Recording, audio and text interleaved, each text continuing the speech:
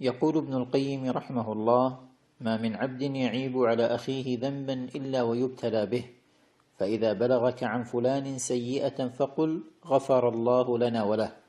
ويقول ابن مسعود: والله لو أن أحدا عير رجلا رضع من كلبة لرضع هو من كلبة.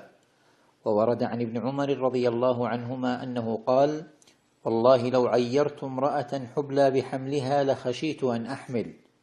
لا تراقب الناس ولا تتبع عثراتهم ولا تكشف سترهم ولا تتجسس عليهم.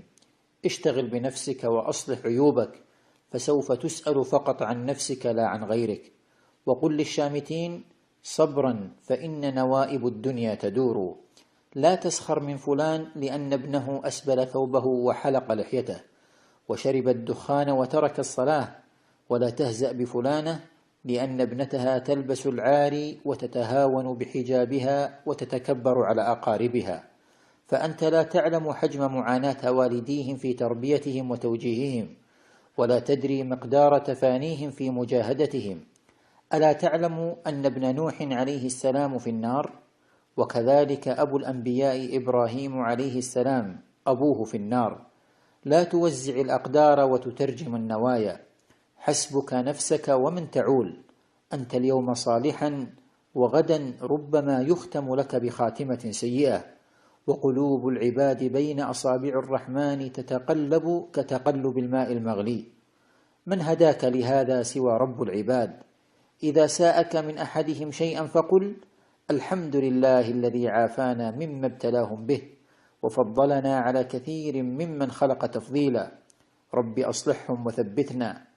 وورد: اللهم يا مقلب القلوب ثبت قلبي على دينك، ويا مصرف الأمور صرف أمري على طاعتك. كان لأبي حنيفة جار سكير فاسد، نصحه حتى تعب من كثرة نصحه فتركه.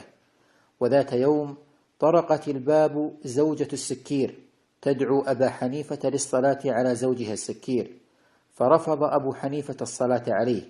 وفي منامه جاءه السكير وهو يتمشى في بساتين الجنة ويقول: قولوا لأبي حنيفة الحمد لله أن لم تجعل الجنة بيده. ولما أفاق سأل أبو حنيفة زوجة السكير عن حاله قبل الموت، فقالت: هو ما تعرف عنه، غير أنه كان في كل يوم جمعة يطعم أيتام الحي ويمسح على رؤوسهم ويبكي ويقول: ادعوا لعمكم، فلعلها كانت دعوة أحدهم. فندم أبو حنيفة أشد الندم. لا تسبوا أصحاب المعاصي ولا تحتقروهم، فإنما نحيا بستر الله، ولو كشف الله عنا ستره لفضحنا.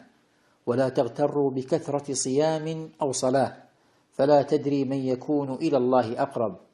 انصح ولا تفضح، وعاتب دون أن تجرح. لا تغتر ولا تسخر، فالأيام تتقلب كما هي القلوب. وفق الله الجميع لما يحب ويرضى.